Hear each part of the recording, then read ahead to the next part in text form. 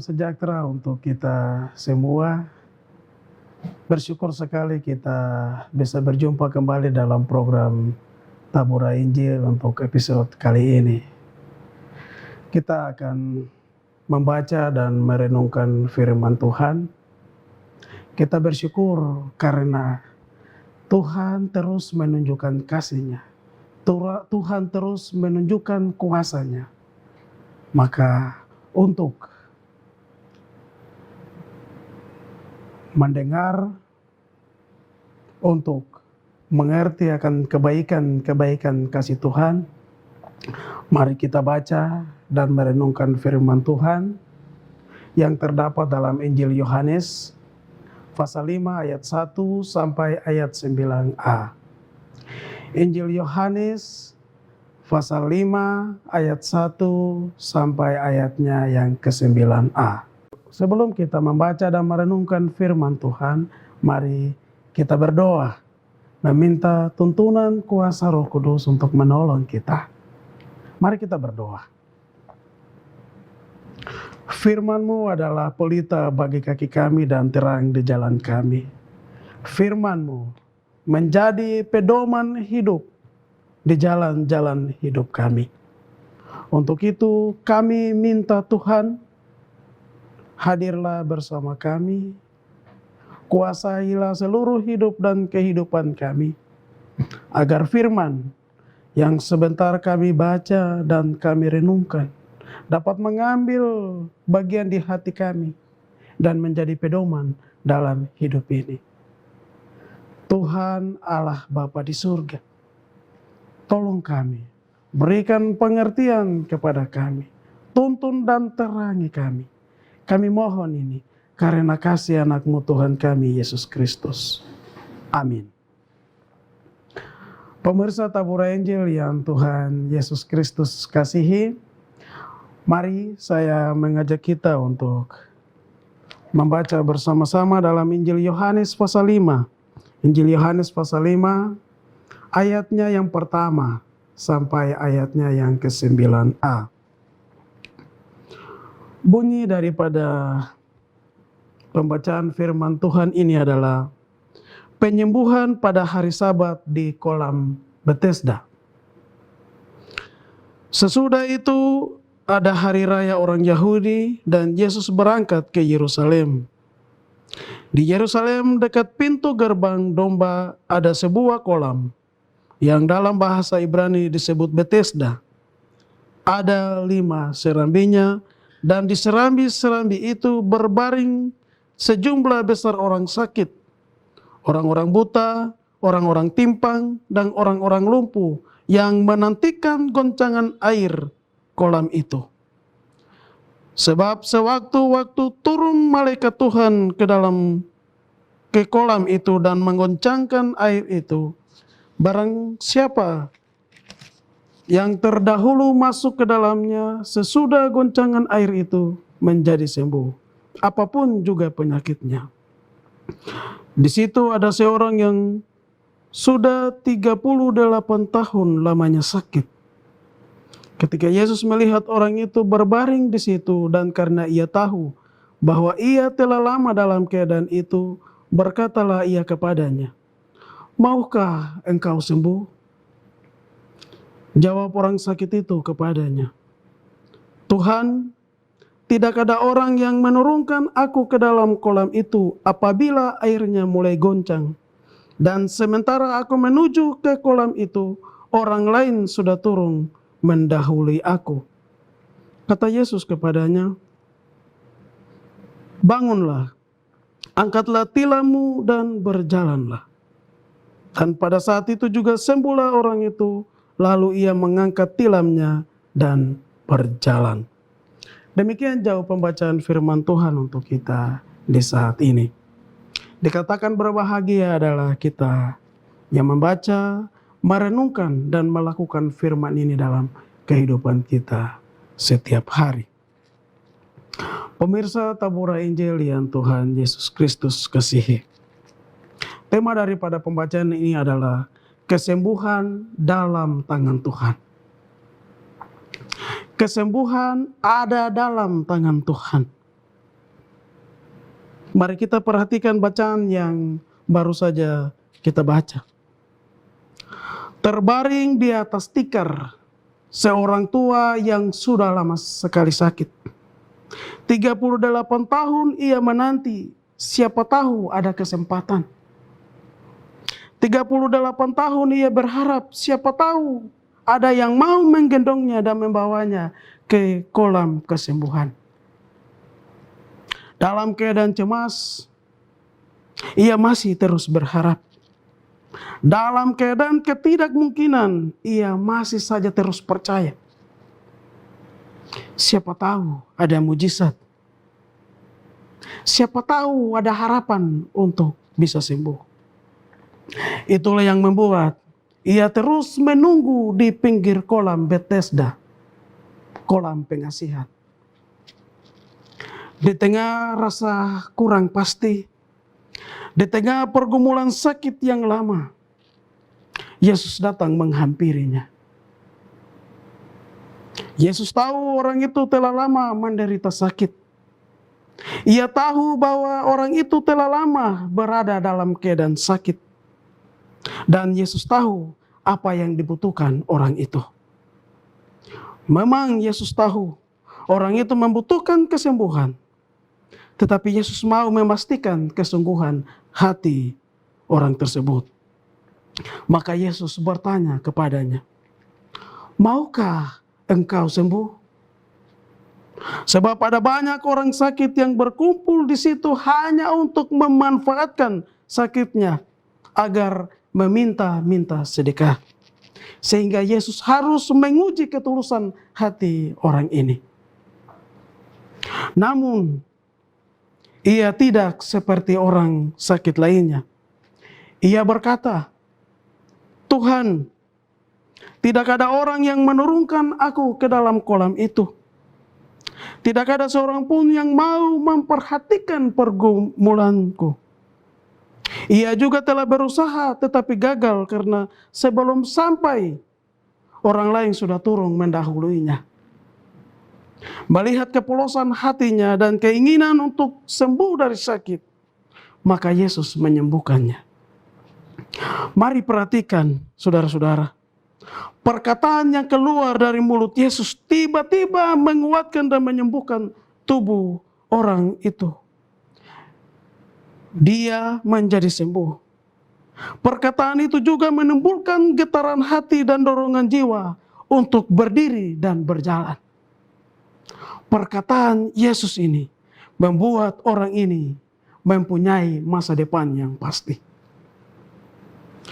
Menurut saudara, siapakah Yesus ini? Sehingga ia bisa melakukan perbuatan-perbuatan yang besar. Apakah ia hanya seorang nabi yang tidak kalah besar seperti Nabi Musa, yang bisa mengantarkan keluar bangsa Israel dari tanah perbudakan di Mesir? Siapakah Yesus ini? Apakah dia tidak kalah hebat seperti Elia atau Elisa atau nabi-nabi dalam perjanjian lama? Apakah Yesus hanyalah seorang bijak yang terkenal karena kata-katanya, karena pengajaran-pengajaran yang mengandung banyak kebenaran? Kata-kata hikmatnya seperti para rabi-rabi Yahudi di Israel? Siapakah Yesus ini? C.S. Lewis pernah berkata, jika Yesus bukan Tuhan, siapakah dia?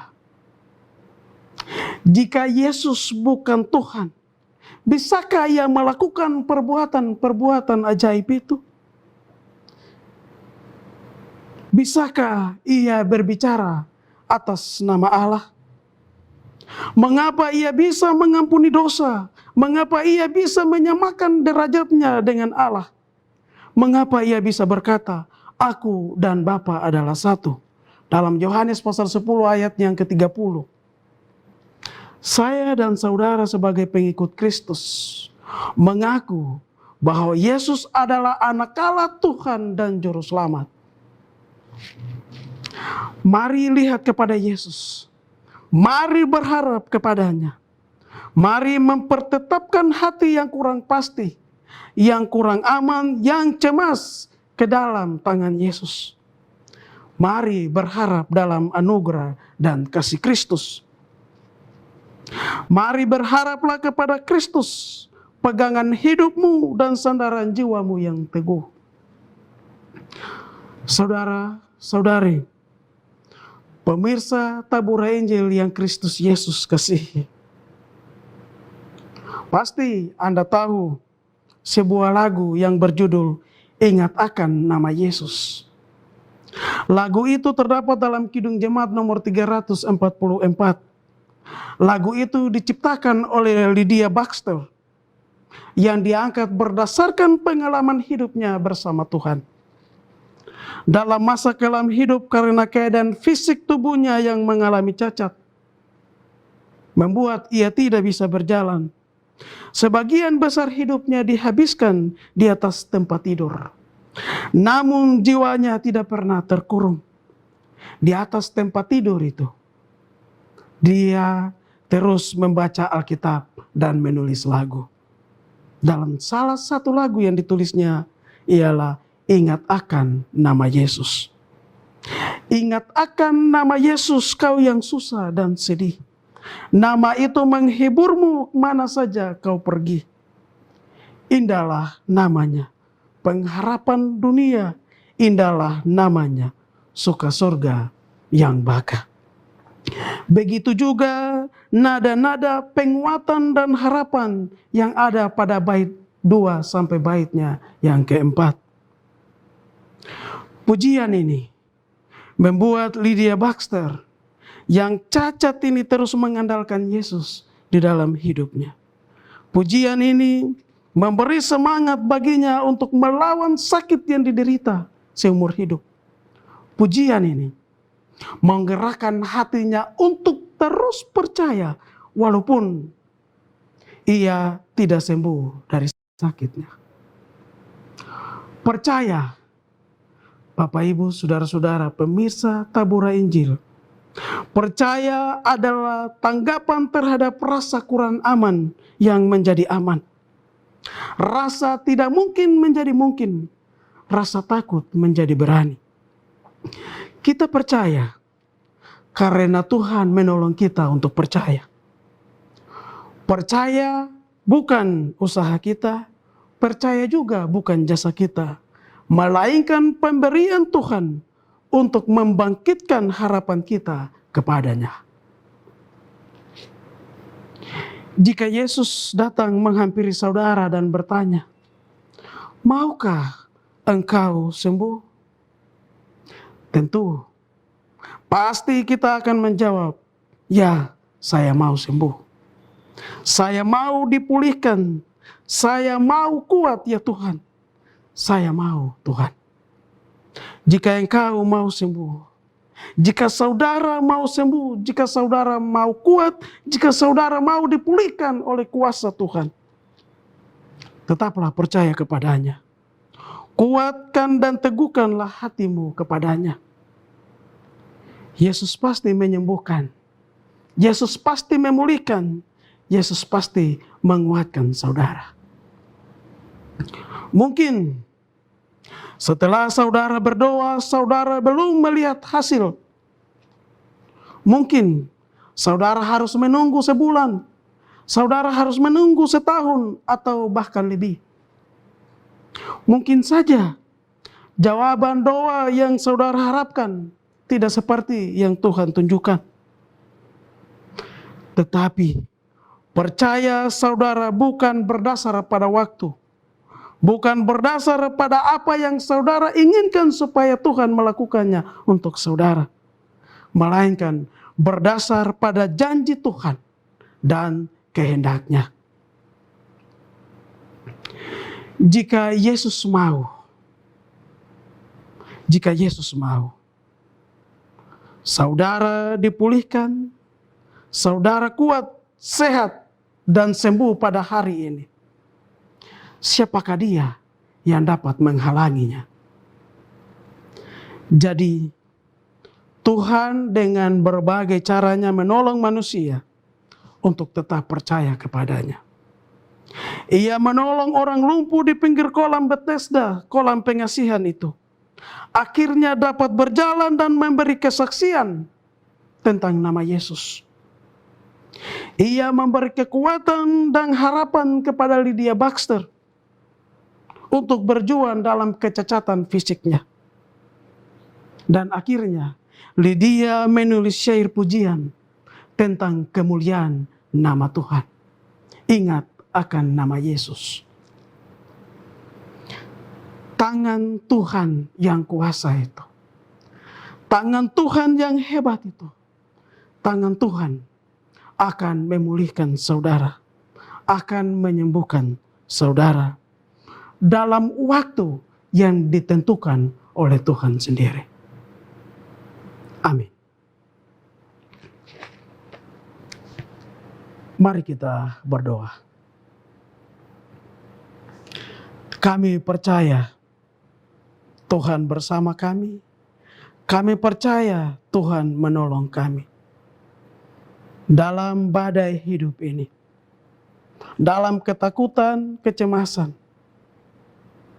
Dalam kesakitan. Dan berbagai beban derita. Kami percaya tangan yang tidak kelihatan itu. Tangan Tuhan itu akan datang menolong kami, memulihkan kami, menguatkan kami, menyembuhkan kami. Tangan Tuhan itu akan terus bersama dengan kami, memegang tangan kami erat-erat untuk terus berjuang dalam hidup di dunia ini. Terima kasih Tuhan untuk firman-Mu yang terus mengingatkan kami agar terus percaya kepadamu. Ya Allah, ya Tuhan kami, Tuhan semesta alam, teruslah bersama kami, teruslah menjaga kami. Di saat ini, hamba berdoa, menyerahkan pemirsa Tabura Injil, yang terus dengan setia menyaksikan acara Tabura Injil ini. Tuhan, Engkau memberkati hidup mereka. Engkau memberkati pribadi maupun keluarga. Engkau memberkati pekerjaan mereka. Engkau mendengar seluruh pergumulan hidup mereka. Dan Engkau akan datang menyelesaikan bagi mereka dalam waktu dan kehendak-Mu sendiri. Tuhan, kami tahu bahwa selama kami hidup di dalam dunia ini, kami akan terus berjuang untuk menghadapi segala pencobaan hidup ini. Tapi kami tidak takut karena Tuhan bersama dengan kami. Nama Yesus yang ajaib, nama Yesus yang penuh kuasa, nama itu akan terus memulihkan dan menolong kami. Tuhan Bapa di surga, program Tabura Injil ini Tuhan berkati supaya terus menjadi alat kesaksian-Mu, agar nama Tuhan terus dipuji dan dimuliakan. Saudara-saudara yang telah menyediakan sarana ini, Tuhan memberkati kehidupan mereka. Tuhan jaga dan lindungi mereka. Tuhan memberkati pekerjaan mereka. Tuhan memberkati keluarga mereka. Akhirnya kami percaya bahwa Tuhan selalu bersama dengan kami. Dalam nama Yesus, kami sudah berdoa. Amin. Demikian acara Tabura Injil di hari ini. Semoga Tuhan terus memberkati kita. Dan jangan lupa terus saksikan program Tabura Injil untuk episode-episode berikut. Shalom.